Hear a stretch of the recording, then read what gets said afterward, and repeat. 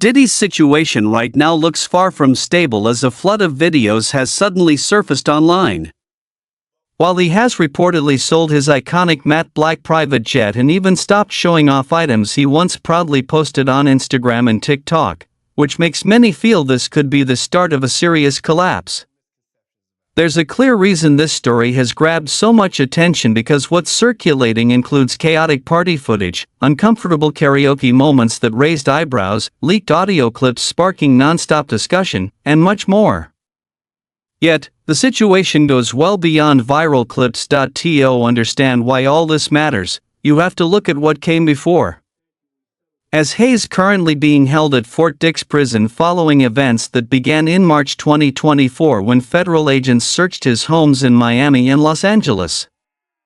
A scenario that sounds unreal on its own, things only intensified as multiple lawsuits were filed against him, something many people still overlook. And if he had been found guilty of the most serious charges, the Southern District of New York could have seized everything he owned, including his properties, vehicles, and cash. That possibility explains why selling assets now appears logical, since fighting numerous legal cases requires enormous financial resources and legal teams are extremely expensive. With that background in mind, the recordings making the rounds take on a much heavier meaning, as some of them are genuinely disturbing and help paint a clearer picture of the position he's in right now, setting the stage for everything that follows. That Diddy's downfall means for the music industry and for men like him. Do you think this will help create some type of change? We haven't seen a downfall yet. We're just saying the trial was very public and the details were pretty disturbing. They weren't disturbing enough to get a few stupid people in a jury to understand it. So, wasn't that effective? Wasn't that much of a downfall? She compared Diddy's trial to being locked away. But what really caught my attention was her belief that it doesn't come anywhere close to the justice the victims deserve, not even a tiny fraction of it. She went on to say that the system still works to shield many people. And she wasn't only referring to Diddy, but also to others accused of far worse actions, which matters because it shows the situation is bigger than one person and points to deeper problems that affect the entire system. Something that's honestly unsettling.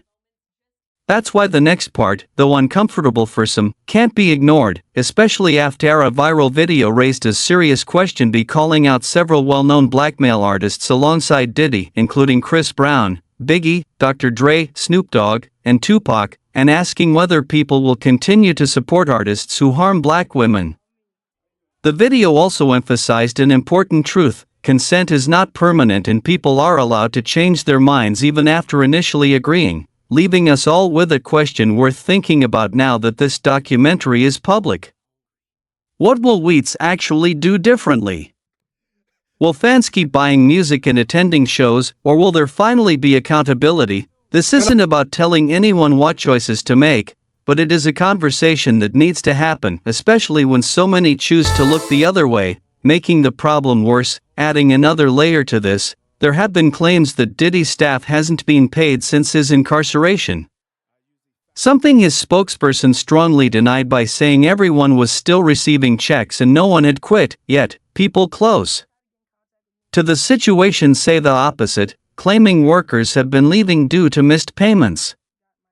Reports suggest that TriStar Sports and Entertainment is managing his finances while he's behind bars, operating under strict approval rules that can delay payments, which doesn't just affect employees, but also his family, including his mother, Janice Combs, and his children, who are said to be facing financial strain. It's a stark reminder of how quickly life can change, going from private jets and endless spending to suddenly being unable to access your own money. And while it's hard to feel much sympathy given everything that's come out, it does show just how fast everything can unravel. According to reporting from the New York Post, investigators were able to identify the dates of Diddy's so-called parties by reviewing videos tied to 2004 and 2005 VMA after-parties and Super Bowl weekends. And what those recordings allegedly show raised serious concerns. One gathering after the 2005 VMAs reportedly began like a typical celebrity event with well-known figures such as Paris Hilton, Quincy Jones, Eva Longoria, and Ice-T present. But the mood is said to have changed after those guests left. At that point, the outlet claims the scene shifted dramatically with unfamiliar young adults appearing in revealing conditions and signs of illegal substance use being visible. The footage was reportedly verified by matching what Diddy was wearing that night, including a white t-shirt with the phrase, "God is the greatest," printed in black, to the same shirt seen earlier at the after-party. There is also video connected to Super Bowl weekend in February 2005 when a large celebration hosted by Diddy included famous names like Ashton Kutcher, Ashley Simpson, and Joe Francis, and later moved to a rented home costing an estimated $20,000 per week. In one clip from that night, laughter fills the room as two men are seen together, and the angle suggests Diddy himself may have been filming and involved in the moment. A source linked to federal law enforcement said the content in these videos lines up with information authorities already had. And now their focus is on a critical issue that remains unresolved, determining whether everyone involved was their boys or if something far more serious was taking place. There already have been tape leaking around Hollywood, being shopped around to individuals in Hollywood, but one particular person contacted me to shop a particular video they were in possession of, and to contact the person who was in the video to see if they were interested in purchasing the video before it became a public knowledge. I've heard this before, so like a catch and kill. Catch and kill.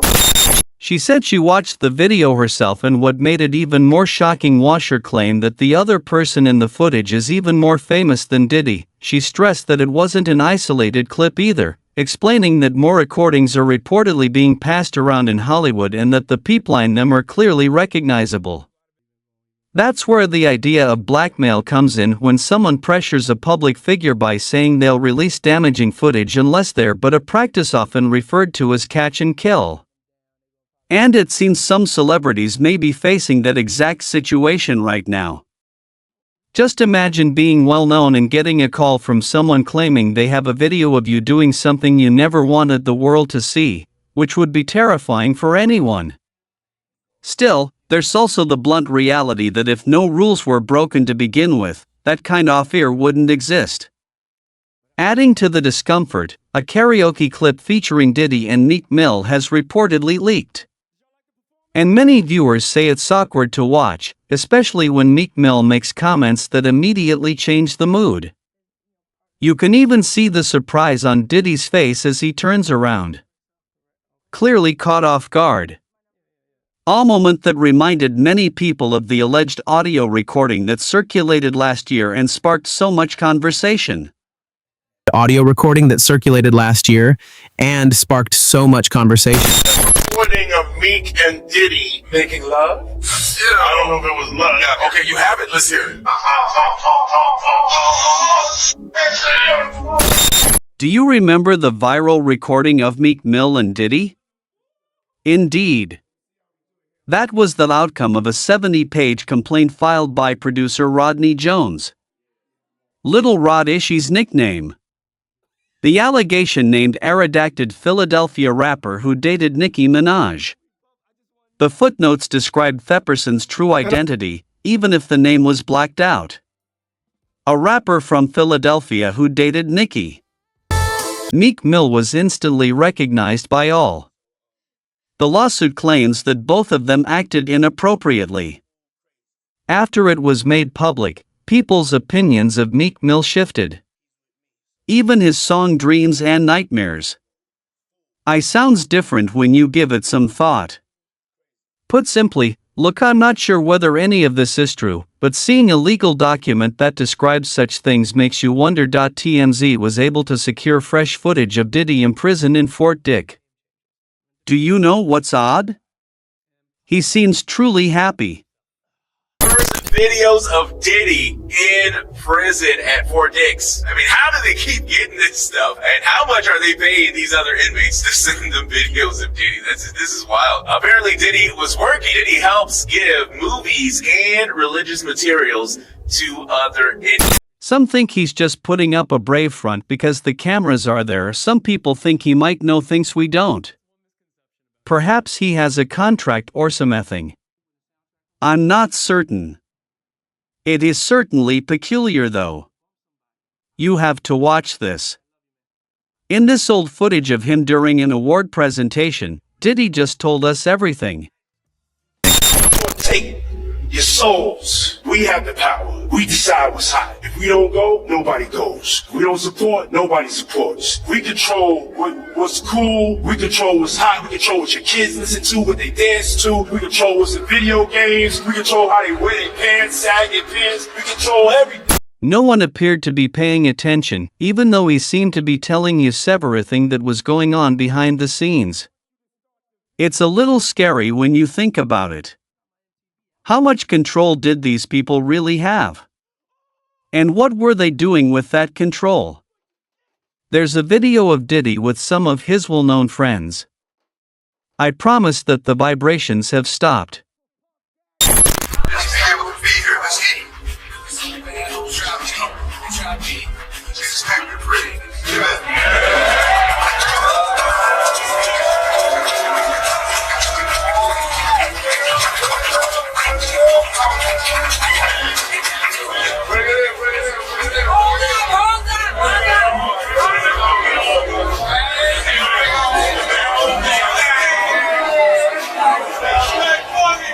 It's odd nonverbal communication. The mood in the room is unnerving. Others are seeing things in the comments that I didn't notice at first. I won't tell you exactly what to look for because I want you to view it yourself and see what you see. But trust me, there's obviously a problem with this video. For all those in London that don't know what happens to the white man when he comes to a P. Diddy party, this is what happens to the white man. It's so unfortunate. You gotta pull back though, so you can see. That's crazy. Matt, move out the way. You're still alive. Look at that. Look, just get the drink on his head. And that's James from Simeon Mobile Disco. He is an actual DJ. He's not supposed to pass out, but when they come to one of my parties, this is what happens to him. I put him to sleep. Next day, right? You put the drink on his head. Diddy walks up to the camera and says, "For all those in London that don't know what happens to the white man when he comes to a P. Diddy party. This is what happens to the white man." He then points to a man who is lying motionless. As if it were funny, a drink is put on his head. The guy's name is James from Simeon Mobile Disco and he's an actual DJ. Diddy goes on. "DJs aren't supposed to pass out, but when they come to one of my parties, this is what happens to him. I put him to sleep." Okay, this is me question. What does it mean to put him to sleep? Because that looks terrible when you take into account everything else we currently know. Did he administer medicines to his individual? Why did he pass out like that? This video has a number of caution indicators. The fact that Diddy thought it was funny enough to record could tell you a lot about his mindset. This video with Ashton Kutcher is also being discussed.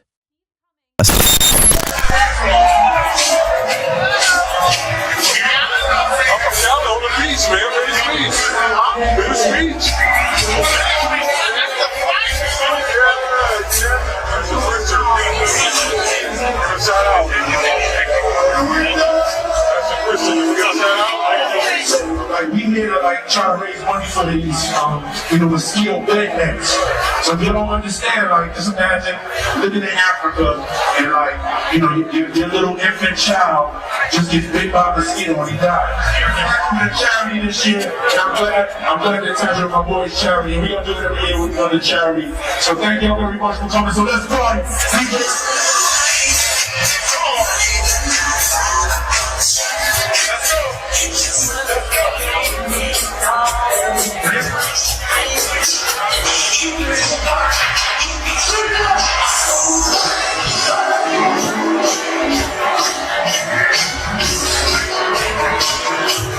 In the video, they are at a mosquito bednet charity event in Africa. Ashton says from Venice Beach.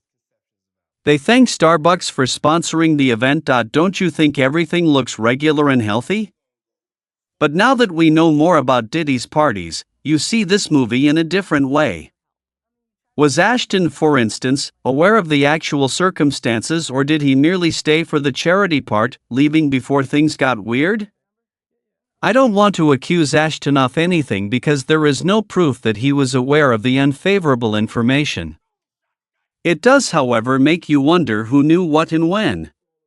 People are open to hearing what has happened to me. People weren't ready to hear it 20 years ago. My name is Adria Cherie Marcy English, and I was hired in the early 2000s to be a go-go dancer at Diddy's private white parties. I looked up to Diddy. He was an icon. He was innovative. I had dreams and goals to be in the entertainment industry. And so when I got the opportunity to dance at the white parties, I really took it seriously the first time I met him. He was very nice, charismatic. He had a presence about him. I felt important. The fact that I kept getting invited back, it led me to believe that, I had special talent, special skill. They liked my energy. So it was a very great experience initially. After about the second or third party is when I got asked to do extra things more than dancing at the private white parties. It was more mingling more and being available if they wanted to participate in extras, I should say. When you said that they started asking you to participate in extras, what do you mean? He would bring me to people. Diddy would sit me with certain people and for me to entertain them. There were private areas and private rooms of the house that, I had to walk people to. And then, I was I believe drugged. We were drinking from certain champagne bottles where it was like your eyes were open, but you were blacked out. And whatever it is that was in those drinks, it made you a zombie. I was asked to perform sexual acts with this guest. It was kind of degrading, but because of the status of the people involved, it was kind of like, well, this is better than a regular person, a regular guy. This is someone who's rich and famous. And so I thought that was going to graduate me into being able to sign a record deal. It was like coercion of my heart. He knew how important it was to me. And so I believed it. I was very gullible, very naive, very trusting. And so I went along with a lot of it. How many people do you think that you were asked to engage sexually with? I would say probably over 20 between all the parties. I did hear that when they did the raid on the house, that the tapes that he found, that I may be on them. So it could be more. My lawsuit was filed under the Gender Motivated Violence Act. It's for coercion, it's for sex trafficking, it's for forced labor. No one believed me back then, and so I decided to just deal with it internally and self-medicate with alcohol. I do want to apologize to my family for bringing that, shame. I did it because deep down I wanted to be famous, and I believed that it was going to be a way for me to. Everybody's not lying. But if people could just say, what if people are telling the truth? What if they're telling the truth? That's scary. And it's a problem that needs to stop. At first, everything seemed positive as she described Diddy as warm and supportive, making her feel valued through repeated invitations that convinced her she was finally getting a real opportunity in the entertainment world. But after attending a few gatherings, the tone shifted and her role changed from simply dancing to being asked to do much more, including keeping guests entertained and guiding them into private areas of the house. Then she shared something deeply alarming, explaining that although her eyes were open, she felt completely disconnected, saying she believes she was drugged after drinking from certain bottles, leaving her feeling awake but not fully aware of what was happening. She claimed she was encouraged to bantamate with guests and believed at the time that cooperating might help her career, even thinking it could lead to a record deal, admitting she was young, trusting, and unaware of the risks, according to her. Each event involved more than 20 people, and she fears she may appear in videos taken during the search of Diddy's home, which would mean even more individuals were involved. She later filed a lawsuit accusing coercion, forced labor, and trafficking, explaining that she turned to alcohol toko because no one took her seriously and she didn't want to bring shame to her family. Ending her interview with a powerful statement that people are not lying and that the truth itself is what's frightening. Her story leaves a lasting impact, showing how a dream can turn into something deeply traumatic, and she may not be the only one. This context also helps explain why Diddy sold his famous matte black private jet in October 2025. A move that makes sense given that high-profile legal trouble often makes assets hard to sell. Yet he managed to offload the 2015 Gulfstream G550, a luxury aircraft valued between $15 and $30 million, registered through his company Love Air LLC, likely to help cover mounting legal costs. If he had been convicted of more serious charges, authorities could have seized everything owned, from homes to cars to cash, so selling assets now appears strategic. Adding to the pressure, a new California law that took effect on January 1, 2026, known as the Justice for Survivors Act, gives victims a 2-year window to file cases, even if deadlines had already passed. And it allows lawsuits not just against individuals, but also against companies that may have enabled or ignored misconduct, such as record labels or management firms. This mirrors what happened in New York, where hundreds of cases followed a similar law, and it's likely causing serious concern across Hollywood. With all that in mind, the bigger question remains whether more well-known figures will be exposed. Because based on everything revealed so far, it seems increasingly clear that this story may involve far more than just one person.